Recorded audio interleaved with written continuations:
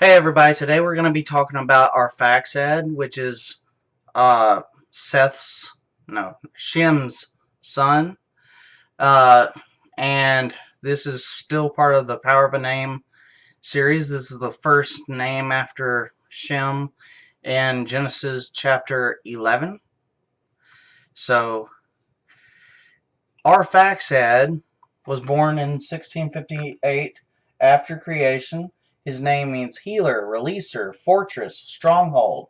Names that go along with 1658 AD, which is coinciding with 1658, the number. Kronberg, Bohus Fortress, Oliver Cromwell. Let's discuss these people. So, in 1658, Kronberg was besieged and captured by the Swedes, who took many of its valuable art treasures as war booty. And it was a garrison fortress. So the Swedish conquest of Kronborg in 1658 demonstrated that the castle was far from impregnable, and afterwards the defenses were strengthened significantly. So we have fortress here. And not only that, but it's a supposedly impregnable fortress, stronghold, that was overtaken. It was released. So, but I don't think that's what their meaning of releaser here means. So let's continue. From 1688 to 1690, an advanced line of defense was called the Crownwork, and shortly afterwards, a new series of ramparts were built around it. After their completion, Kronberg was considered the strongest fortress in Europe. So, with the Roskilde Treaty in 1658, Bohuslän became Swedish, even though Bohus Fortress did not get a peaceful existence. Since its foundation, the fortress has been besieged 14 times. And I don't know if you remember me discussing the number 14 before, but I'll bring that up real quick just to remind you.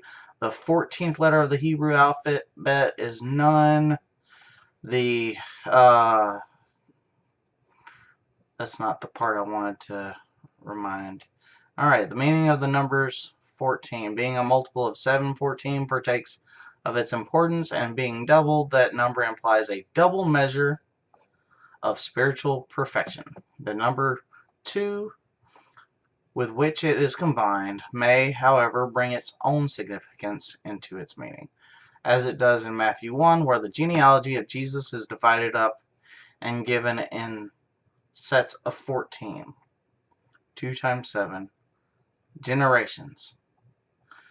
2 being associated with incarnation. And how is the number 14 linked with Jesus' ancestors? There are 3 sets of 14 generations between Adam to Joseph. So, that's one thing. And the number 14 in the fear of the Lord.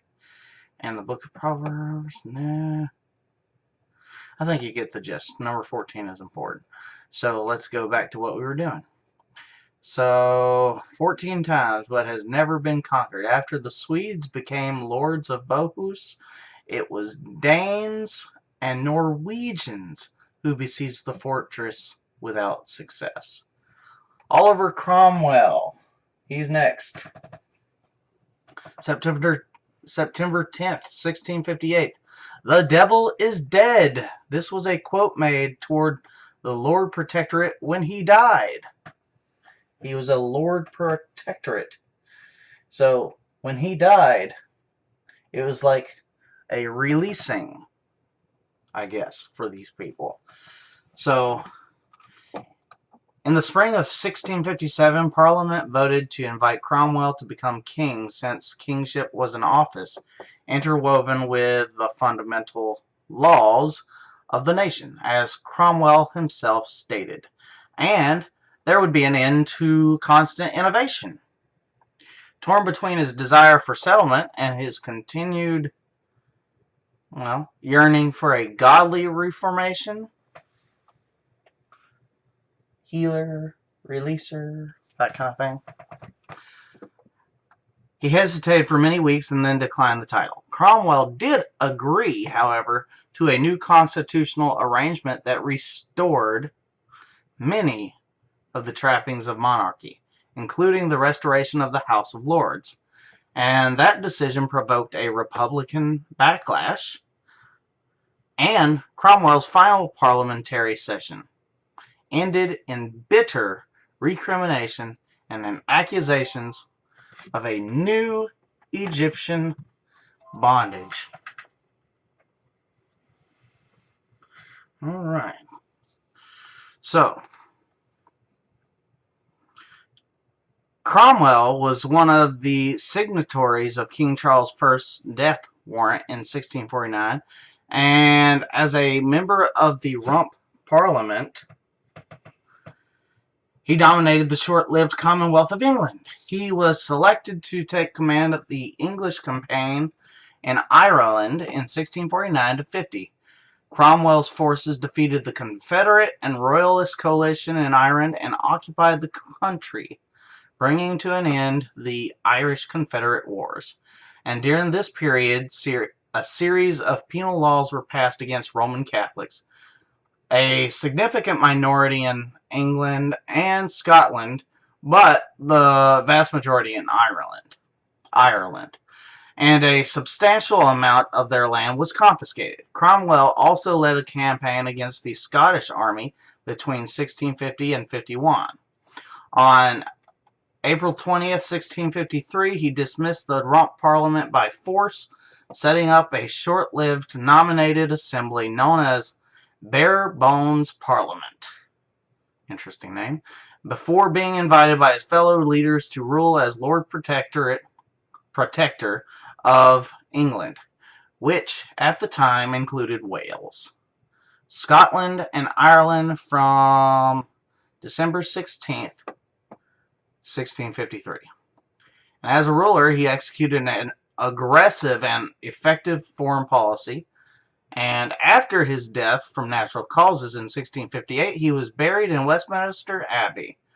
But after the Royalists returned to power in 1660, they had his corpse dug up, hung in chains, and beheaded, which is strangely wrong. Cromwell is one of the most controversial figures in the history of the British Isles, considered a regicidal dictator by historians such as David Sharp, and a military dictator by Winston Churchill, but a hero of liberty by John Milton, Thomas Carlyle, and Samuel Rawson Gardner, and a class revolutionary by Leon Trotsky. So, he was a healer of their nation, a releaser of the nation, because he did many things for the country, but people still did not like him, which is why they said the devil is dead upon his death. They felt like they were released from him